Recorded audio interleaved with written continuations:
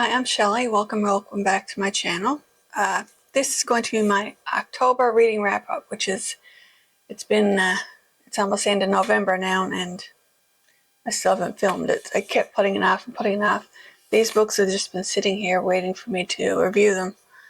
And I guess I'm not great at reviewing books, to myself anyway. I've been putting it off, and now I have to film my December TBR soon. So I thought, well, I better get this done and over with and posted.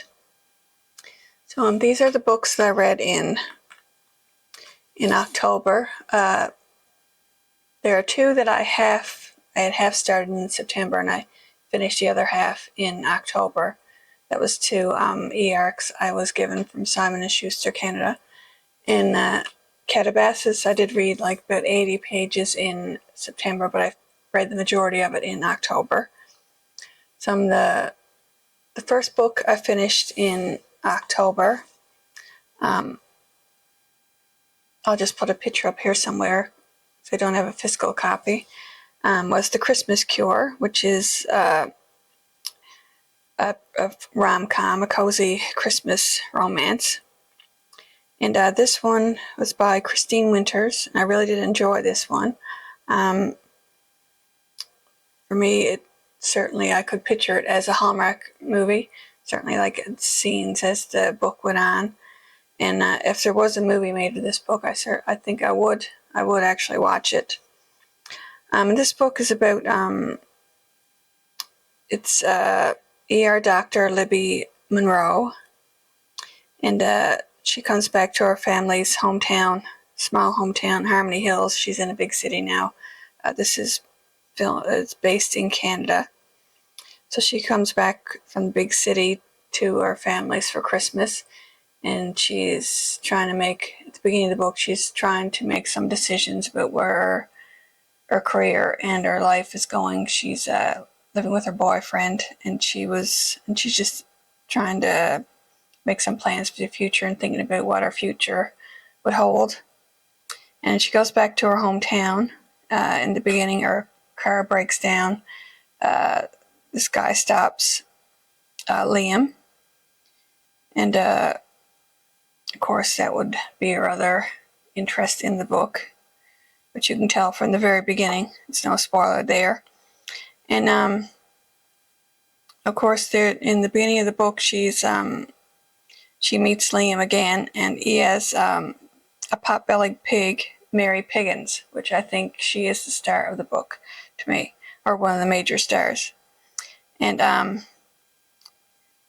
Mary Piggins knocks her down, and she's knocked out for a short period of time. And then when she wakes up, she's actually 1 year in the past. And she realizes that this is the Christmas before.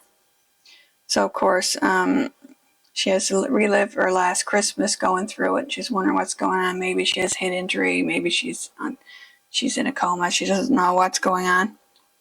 And so then she realizes, well, maybe I have a chance to change things that are going on now in the present. So basically that's the gist of the story, where she has to relive her past Christmas. She knows things that are going to be happening this Christmas because she's in the past. So she knows what already happened. And so of course she has to make the decision about whether to go back to the big city with her boyfriend or maybe make some other decision. So, like I said, I really did enjoy that one. It's perfect holiday romance, light, cozy romance for perfect for December month. The other e-arc I had from Simon & Schuster Canada was We Had a Hunch by Tom Ryan. And I did end up picking up a physical copy for myself. I read his book last year, and enjoyed it, and I picked up a physical copy of that one as well. This one, well, it's described as Nancy Drew meets Yellow Jackets.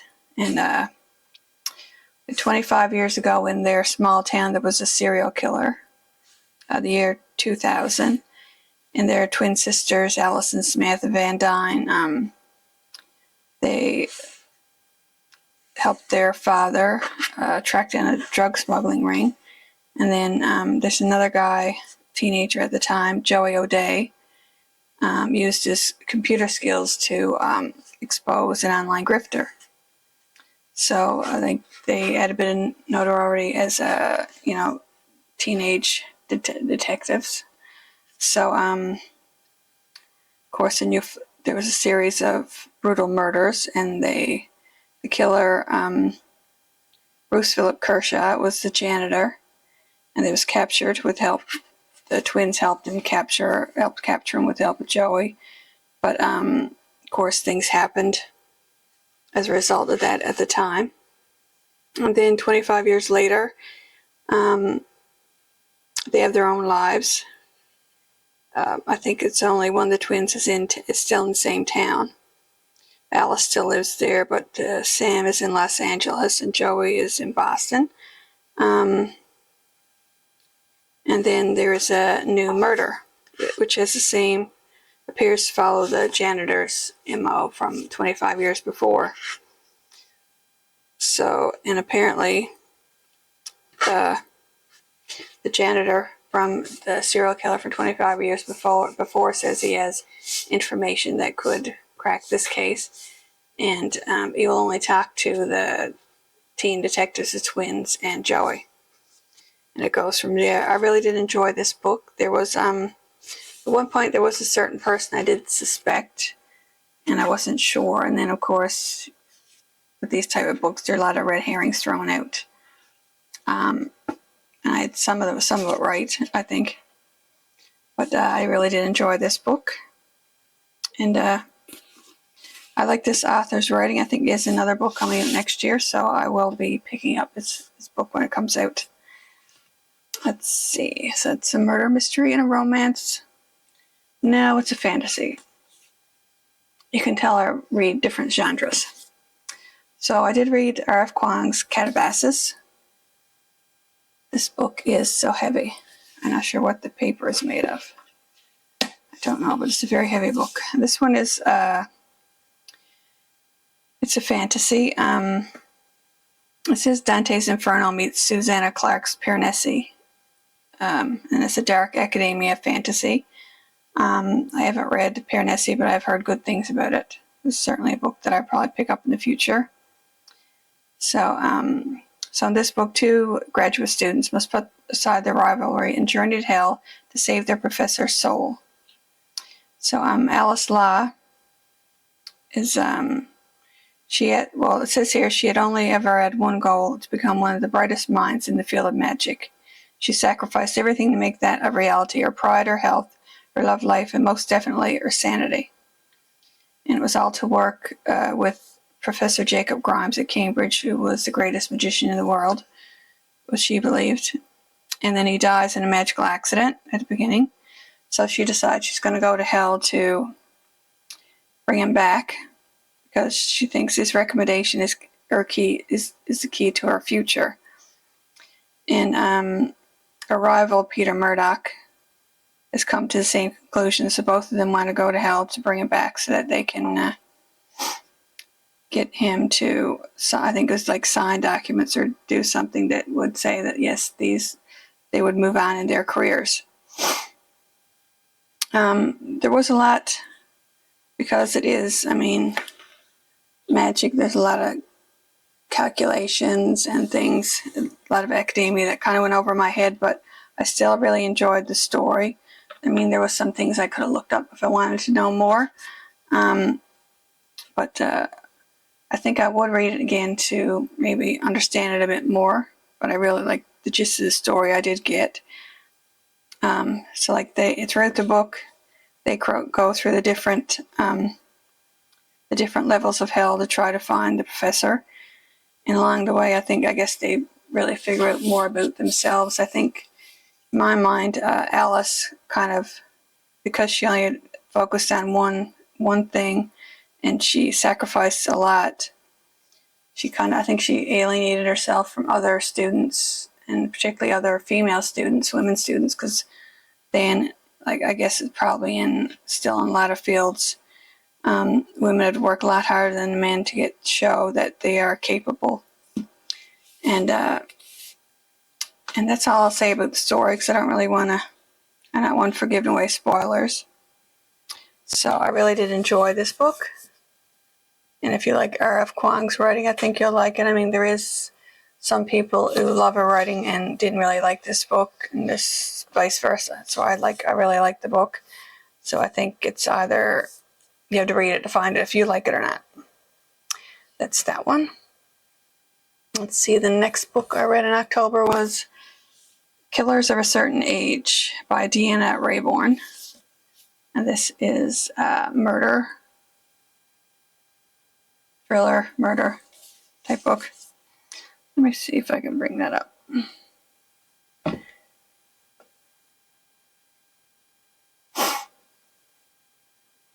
It's more, it's not really murder, it's more of a thriller. But this one is, of course, Killers of a Certain Age. There are 4 ladies, Billy, Marie Alice, Helen, and Natalie. They have worked for a clandestine international organization for the last 40 years. It's called the Museums Organization. And of course now their talents are considered old school. So they are retired. And they're sent on an all expenses paid vacation to mark their retirement. And then they realize while on board, they're on a cruise, they realize while they're on board, one of them realizes that they are targeted to be terminated by their own organization that they worked for. So they have to get off the boat, and then they have to figure out who is, they don't know if it's part of the upper organization or who is doing it, so they have to figure out who is responsible for that, and then try to stay alive and go into hiding and try to stay alive at the same time. And I really did enjoy this book. I haven't read this author before. There is a second book in this series. I don't know if it's a series or if it's just a duology. I'm not really sure, but the second book, there's a second book in this one out, and I think I would pick it up.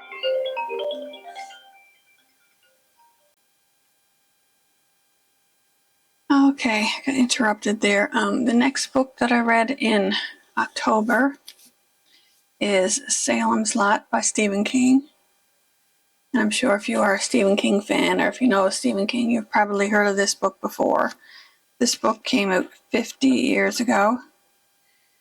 So it's a classic Stephen King. I'm assuming by this cover, this is the first edition, not first printing, but it was like printed in when it first came out in 1975. And of course, his first novel was Carrie, so this would be his second published novel. And I'm sure I read it years ago, but I didn't, when I read the story, I kind of remembered bits and pieces because I was probably in my teens when I did read it the first time. I haven't read it since. But this one, of course, is about Salem's Lot, small New England town. And Ben Mears, he's a writer. He lived there for a short period of time in Salem's Lot when he was a boy. And he decided to come back. There are things going on things happen in his past. And of course, I think he's having trouble writing, you'd think, at the beginning of the book. So he came back to Salem's Lot, hoping to figure out what to do with his writing, with his life, I guess. And of course, very early in the story, I'm pretty sure, there's a new store opens. A stranger opens up a store in town, and they buy the house on the hill that he did stay in before. And no one knows much about this stranger, but something seems to be off with them. And of course, I won't go chapter by chapter what happened. Of course, with Stephen King, it's never happily ever after. We find out the stranger is a vampire, and people in town are changed into vampires. And of course, it's towards the end. There's a priest who tries to help them, and then there's a love interest of his in the story, Susan. and a young boy, Mark. And of course you go through and then you figure you don't know from one chapter to the next who's going to live, who's going to die, who's going to be turned into a vampire. And I won't say what happens. I'm sure most of you maybe read the book before. And but of course the book about vampires, any Stephen King book I guess, is because it's horror. It's a good book to read for October month. And I did really enjoy this one. And I probably would read it again in the future. Because I guess it's a classic Stephen King. Maybe I read it in my teens. So I think most of his older books are probably more my favorites than the newest ones, maybe. Like I do like some of the newest ones, but his older books are more what still draw me in. Let's see, the next book I read in October was The Midnight Feast by Lucy Foley. This one, of course, is a mystery thriller like all of her books. And this one, what can I remember from this? It's been so long. I find with books, I read the book and then I'm on to the next book, and then I don't remember a lot about the book, whether or not how it made me feel, what I liked about it, whether or not I really liked it or not. But in this book, it opens up with the opening night of the manor. It has cottages, seaside cottages and woodland cottages, and I guess it's a high-end place for people to stay, a retreat, luxury retreats, I guess you'd call them. And of course, underneath all that, where it's built and where the land that the manor, the company has taken up, the local community doesn't really like it, where they're taking up surrounding lands, which they think everyone in the community should be allowed to use. And of course, the owners of the manor has kind of cut off certain paths, certain areas from the community that they'd always used. So of course, at the beginning, because it goes kind of back and forth, but at the beginning, someone is dead. You don't know who it is. And then you go back, and it's over, 36 hours. So the whole thing takes place over 36 hours. And it does go back into some people's past, because, of course, everyone there aren't what they seem. A lot of people have secrets. There's secrets and hidden beneath, like, their demeanor. Like, the owner does seem, she has everything, and of course beneath that, the surface, there's a darkness to her, and can't even remember her name now. But of course it does go back and forth. It goes to the opening night. There's a number of characters in here. There's Bella, there's Eddie, and of course, and Owen. There's Francesca. She's the one that owns it, and Owen is her husband. And then, of course, there's the police detective, D.I. Walker. So there's a number of different... so if you don't like books with a lot of different points of view, you might not like this one, because there is back and forth different characters, and some of them talk about their past as well.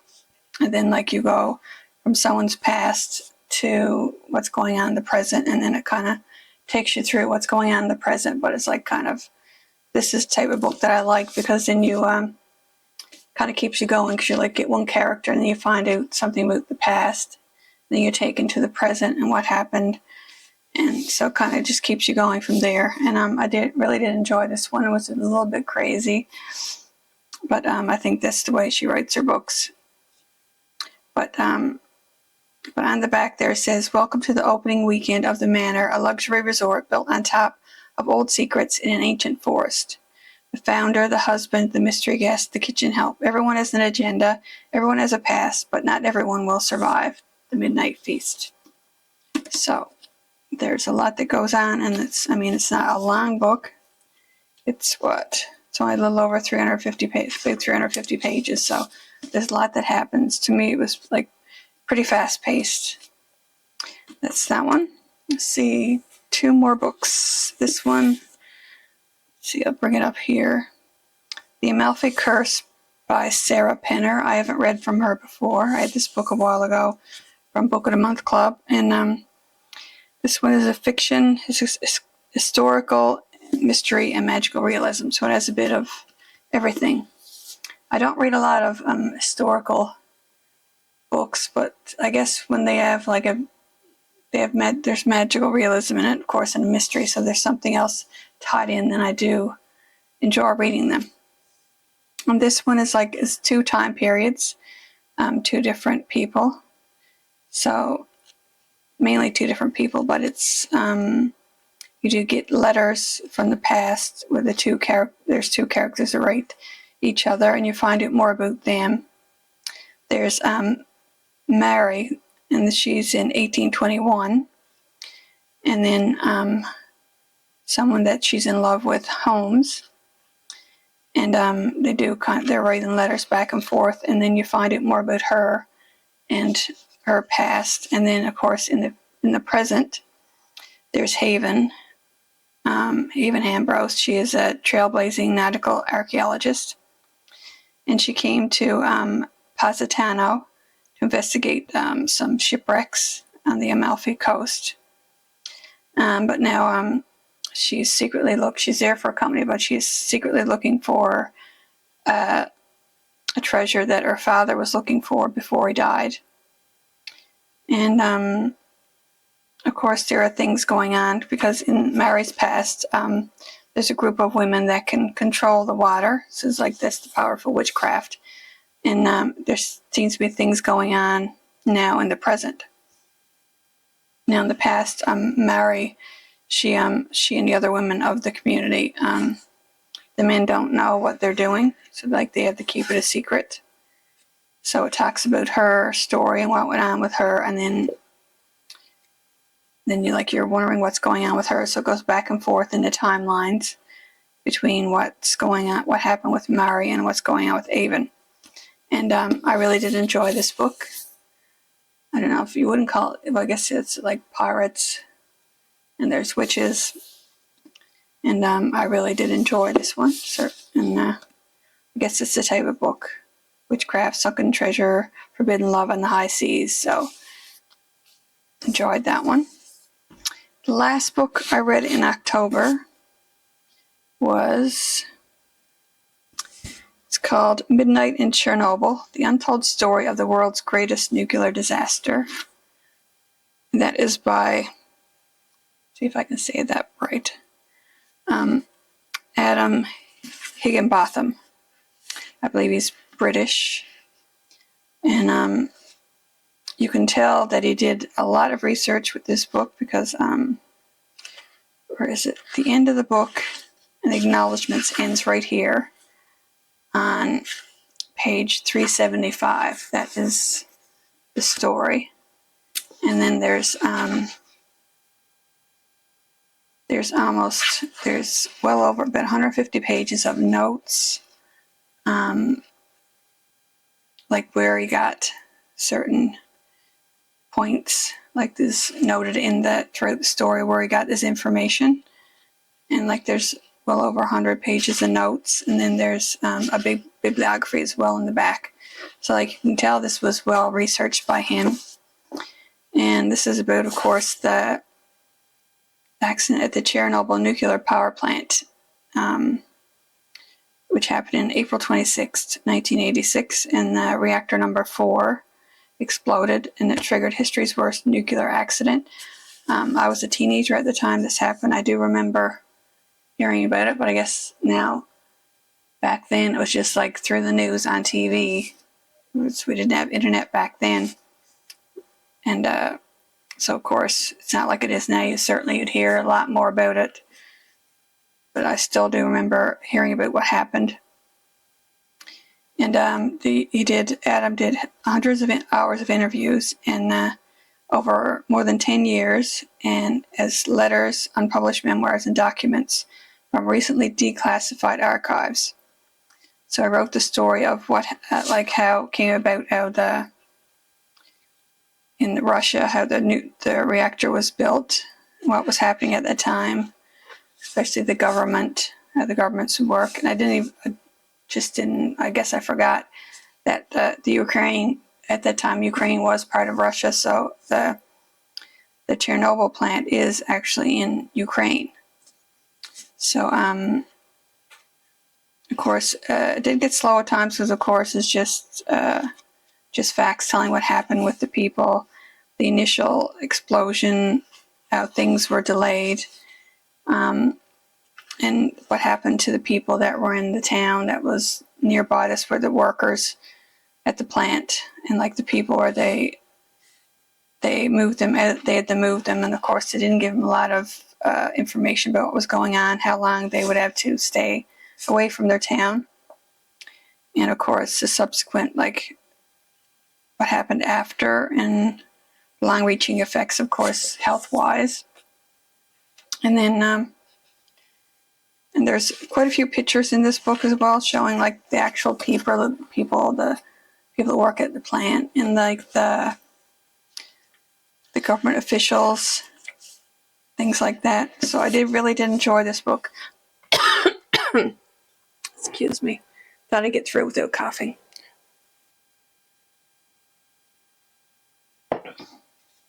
But I think this book is really well researched.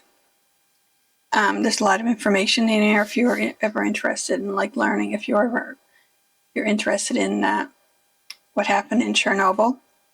And I did find this a very interesting book. So that is it for my October reading wrap up. Hopefully I didn't ramble too much. Let's see if I can hold them up here. I don't know if I can, but these are all the books that I read in October. I think November this month. This is the 26th as I'm filming, so I'm hoping to get this edited and put out today or tomorrow. And these are my November reads, and I am into The Diviners halfway. And there's another book I'm hoping to read before the end of the month as well. And I do have my December books picked out, so I'm going to film that in a day or two as well. I have those books picked out. I'm not sure how many that is, but it's probably more than I'm probably going to read, but I like to have options. So if you've read any of these books, let me know, comment down below, and I'll see you again with another video soon. Bye.